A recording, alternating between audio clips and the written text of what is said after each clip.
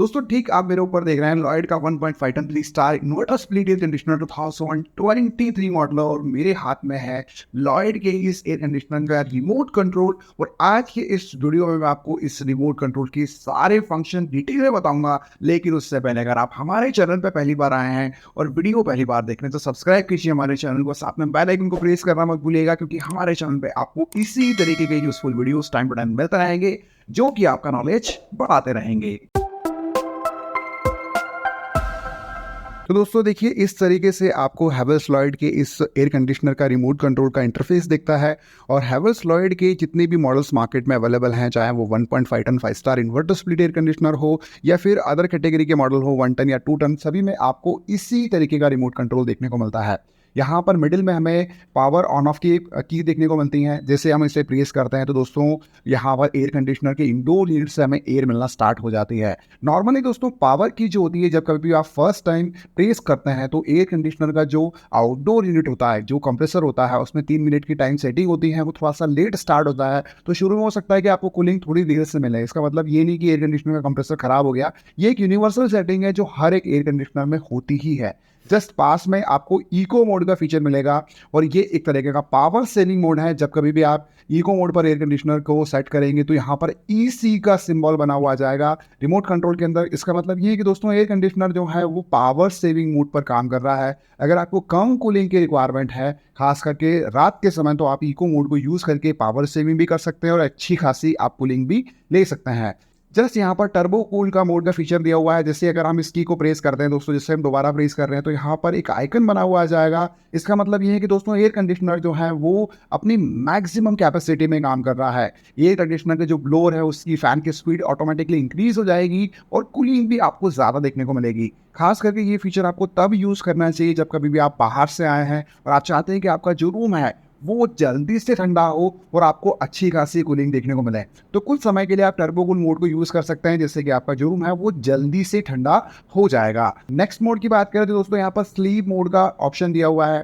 Sleep mode जो है normally दोस्तों आपको जो है वो रात के समय आप यूज़ कर सकते हैं। जैसे अगर आप इस फीचर को यूज़ करेंगे तो दोस्तों यहाँ पर स्लीप का फीचर देखने को मिल जाएगा। इसके अंदर दोस्तों आपको एक प्री सेट टाइमिंग देखने को मिलेगी। और जैसे नॉर्मली क्या होता है दोस्तों कि 8 घंटे के लिए हम रात के समय सोते ही हैं, तो आप स्लीप प्रोफाइल पर एसी को वगैरह सेट करेंगे तो कुछ ड्यूरेशन के बाद, यानी कि 1 से 2 घंटे के बाद, हर एक किसी की जो भी टाइमिंग सेटिंग होती है वो डिफरेंट होती है। नॉर्मली जो कोई भी आप टेम्परेचर सेट करेंगे जब कभी भी सोने समय आप जा रहे हैं, सपोज अगर आपने 24 डिग्री टेम्परेचर सेट कर दिया है, तो एयर कंडीशनर जो है वो हर एक घंटे में, या हो सकता है कि हर एक 2 घंटे के बाद में अपने टेम्परेचर को इंक्रीज करेगा 1 डिग्री। और ऐसा एयर कंडीशनर जो है वो टोटली मैक्सिमम जो है वो 3 टाइम करता है। क्योंकि दोस्तों ये प्रोसेस इस तरह से क्यों बनाई गई है वो उसके बारे में मैं आपको बता दूं कि दोस्तों स्लीप मोड रात के हिसाब से डिज़ाइन किया गया है। और रात का जो टेम्परेचर होता है जब कभी हम सोने जाते हैं उससे थोड़ा सा ज़्यादा होता है, मिड नाइट में टेम्परेचर थोड़ा डाउन हो जाता है और अर्ली मॉर्निंग में तो दोस्तों टेम्परेचर जो है वो अच्छा खासा डाउन हो जाता है। तो उस हिसाब से दोस्तों एयर कंडीशनर जो है वो ग्रेजुअली टेम्परेचर को इंक्रीज करता जाता है, जिससे कि आपको एक अच्छा एटमॉस्फेयर तो देखने को मिलता ही मिलता है। और खास करके इस फीचर को यूज़ करके दोस्तों आप पावर सेविंग भी कर पाएंगे और एक अच्छा इन्वायरमेंट एयर कंडीशनिंग का एंजॉय भी कर पाएंगे। इसलिए स्लीप प्रोफाइल जो है वो रात के समय आपको जरूर यूज करना चाहिए। अगले फीचर की बात करें दोस्तों वो है मोड का।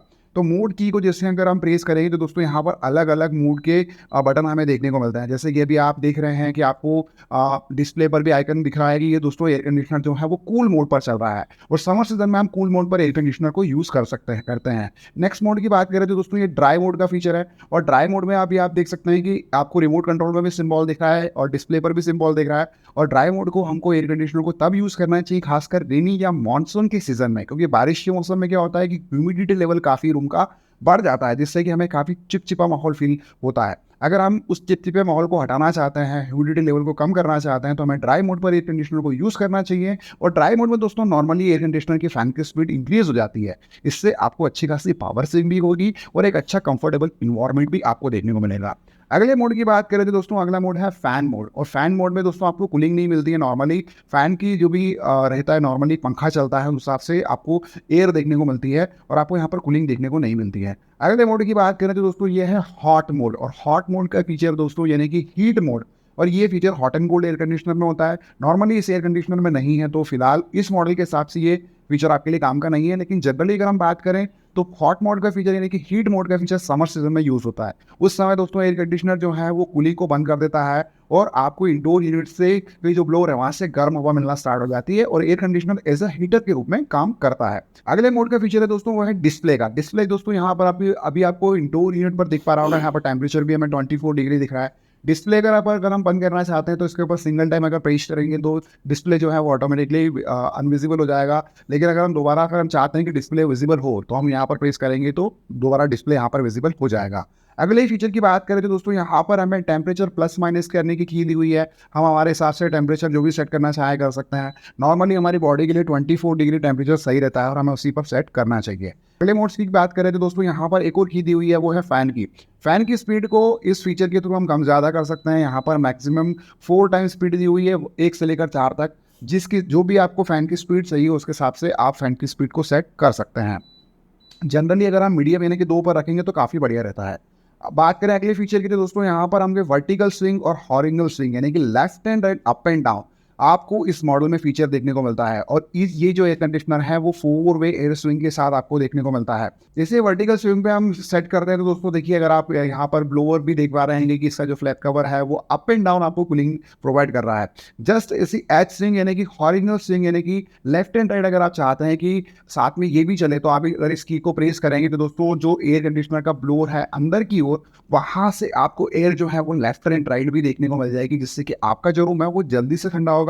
और आपको स्विंग की फीचर को अपनी रिक्वायरमेंट के हिसाब से यूज करना चाहिए। अगर आप स्विंग को फीचर को यूज कर रहे हैं खास करके समर सीजन में तो आप इन चारों स्विंग को अगर एक साथ यूज करेंगे तो आपका जो रूम है वो जल्दी से ठंडा होगा। अगले की बात करें तो दोस्तों वो है माई मोड। अगर आप अपने हिसाब से कोई मोड सेट करना चाहते हैं तो जो भी अगर आप फैन स्पीड सेट करना चाहते हैं या फिर टेम्परेचर डिस्प्ले जो भी टेम्परेचर सेट करना चाहते हैं उस हिसाब से अगर आप एक मोड बना देते हैं दोस्तों, जैसे अगर आप ये बटन प्रेस करेंगे तो वहाँ पर एक सिंबल बना हुआ आ जाता है और उस हिसाब से उस मोड पर एयर कंडीशनर रन हो जाता है। और दोबारा अगर आप इसे प्रेस करेंगे, जैसे कि नॉर्मली आपको 2 सेकंड के लिए प्रेस करना होता है, तो जैसे अगर आप इसे प्रेस करेंगे तो उस हिसाब उसके बाद से दोस्तों जो है वो उसी मोड पर नॉर्मल एयर कंडीशनर वापस आ जाता है। चाहे तो आप प्रीसेट बटन भी यूज़ कर सकते हैं, तो नॉर्मली जो एयर कंडीशनर के पहले का जो मोड है उस पर वापस से आ जाएगा। और इसकी इन्फॉर्मेशन दोस्तों मैंने अभी आपको वीडियो के स्क्रीन पर दी है। उस हिसाब से इस एयर कंडीशनर के रिमोट कंट्रोल के जो माई मोड है वो आप चेकआउट कर सकते हैं।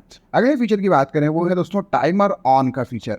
आप एयर कंडीशनर को अगर अपने हिसाब से टाइमिंग सेट करके चलाना चाहते हैं, जैसे कि अगर हमने टाइमर ऑन के बटन को यहाँ पर प्रेस कर दिया है और अभी हम ऑपरेशन कर रहे हैं तो यहाँ पर रिमोट कंट्रोल के अंदर दोस्तों आपको आवर चेंज होते हुए दिख रहे हैं। जिस हिसाब से भी आप सेट करना चाहते हैं, जो भी टाइमिंग आप सेट करना चाहते हैं उस हिसाब से आप टाइमर को ऑन कर सकते हैं। और टाइमर को ऑन करने के लिए आपको दोबारा टाइमर ऑन बटन पर प्रेस करना होता है। जस्ट आपको नेक्स्ट बटन दिया हुआ है टाइमर ऑफ का, उस हिसाब से दोस्तों यहाँ पर टेम्परेचर की से आप जो है वो अप एंड डाउन करके टाइमिंग को सेट कर सकते हैं। और टाइमर ऑफ के बटन पे अगर आप क्लिक कर देंगे तो जो भी एयर कंडीशनर का टाइमिंग आप ऑन या ऑफ का अपने हिसाब से सेट करना चाहते हैं वो इन फंक्शन के माध्यम से कर पाएंगे। अगले फीचर की बात करें वो है ह्यूमिडिटी का फीचर। दोस्तों ह्यूमिडिटी फीचर से अगर आप चाहते हैं कि आपके रूम के अंदर ह्यूमिडिटी लेवल काफ़ी कम हो गया है तो आप इस फीचर को अगर यूज़ करेंगे तो नॉर्मली जो एयर कंडीशनर है वो एक ह्यूमिडिटी मोड पर यूज़ होगा और इस मोड के माध्यम से ह्यूमिडिटी लेवल आपके रूम से काफ़ी कम हो जाएगा। अगला फीचर है दोस्तों साइलेंट फीचर। जब कभी हम इसे साइलेंट फीचर पे यूज़ करेंगे तो जो एयर कंडीशनर का जो भी इंडोर यूनिट का ब्लोअर की फैन स्पीड है वो थोड़ी सी कम हो जाती है और एयर कंडीशनर नॉइस काफ़ी कम करता है। तो ये फीचर भी काफ़ी काम का है। अगर आप चाहते हैं कि सारे फीचर रीसेट हो जाए तो अगर आप रीसेट बटन पे क्लिक करेंगे तो एयर कंडीशनर के सारे फीचर रीसेट हो जाएंगे और उस हिसाब से एयर कंडीशनर का जो रिमोट कंट्रोल है वो अपने सारे फीचर को रीसेट कर देगा। अगले फीचर की बात करें वो है लॉक का। अगर आप लॉक बटन पर दोस्तों यहाँ पर सेट करते हैं तो यहाँ पर कोई भी ऑपरेशन वर्क नहीं करेगा। अगर आप सारे की जो है वो अपने हिसाब से प्रेस करेंगे तो कुछ भी की यहाँ पर प्रेस नहीं होगी। दोबारा अनलॉक करने के लिए भी आपको लॉक बटन पर ही प्रेस करना होगा। दोबारा इस की को प्रेस करने पर दोस्तों आपका जो है वो लॉक से हट जाएगा। उसके बाद आप यहाँ पर जैसे कुछ भी ऑपरेशन दोबारा करना चाहते हैं तो उस हिसाब से आप कर सकते हैं। टेम्परेचर प्लस माइनस कर सकते हैं। दोबारा आपका जो है वो रिमोट कंट्रोल फंक्शनल हो जाएगा। अब अगले फीचर की बात करेंगे दोस्तों है वो है 5-in-1 कन्वर्टेबल कूलिंग मोड्स का फीचर। जैसे हम इस रिमोट को बटन को प्रेस करते हैं तो शुरू में यहाँ पर CA लिखा हुआ जाता है। इसका मतलब है ऑटो मोड। और ऑटो मोड में एयर कंडीशनर जो है वो रूम के टेम्परेचर को सेंस करते हुए कूलिंग को मैनेज करता है। अगर आपके रूम के अंदर कूलिंग की रिक्वायरमेंट नहीं है तो एयर कंडीशनर जो है वो मिनिमम 30% कैपेसिटी में भी चलता है। और अगर आप ज़्यादा कूलिंग की रिक्वायरमेंट है तो 110% कैपेसिटी में भी काम करता है। तो अच्छी बात है कि रूम के टेम्परेचर को सेंस करते हुए ये मोड काम करेगा और आपको कूलिंग प्रोवाइड करेगा। लेकिन अगर आप एयर कंडीशनर को अलग कैपेसिटी पे चला सकते हैं, जैसे कि C1 पर चला रहे हैं या C4 पर, C2 पे चला रहे हैं, अलग अलग मोड पर अगर आप चलाते हैं तो एयर कंडीशनर को आप 40%, 60%, 80% और 100% कैपेसिटी में यूज़ कर सकते हैं। तो यहाँ पर आपको C1 से लेकर C2, C3, C4 के फीचर दिए हुए हैं, जिसमें आप 100% के अलावा कम कैपेसिटी में भी एयर कंडीशनर को यूज़ कर पाएंगे। तो ये फीचर भी काफ़ी काम का और उपयोगी है। तो दोस्तों ये रही कंप्लीट इन्फॉर्मेशन हैवेल्स लॉयड के इस 1.5 ton 3 star inverter split air conditioner के रिमोट कंट्रोल की। और मैं उम्मीद करता हूँ दोस्तों इस वीडियो में आपने इस रिमोट कंट्रोल के एक एक फंक्शन को डिटेल में जरूर समझा होगा। अगर आपको ये वीडियो जरा सा भी अच्छा लगा हो तो प्लीज इस वीडियो को ज्यादा से ज्यादा लाइक कीजिए और अपने फैमिली फ्रेंड्स मेंबर के साथ इस वीडियो को जरूर शेयर कीजिएगा। और अगर आपके कोई सवाल है तो प्लीज कमेंट जरूर कीजिए, आपके सवालों का रिप्लाई आपको हमारी ओर से मिल जाएगा। दोस्तों आज की वीडियो में इतना ही, मिलता है बहुत जल्द एक न्यू वीडियो में, तब तक के लिए जय हिंद, वंदे मातरम।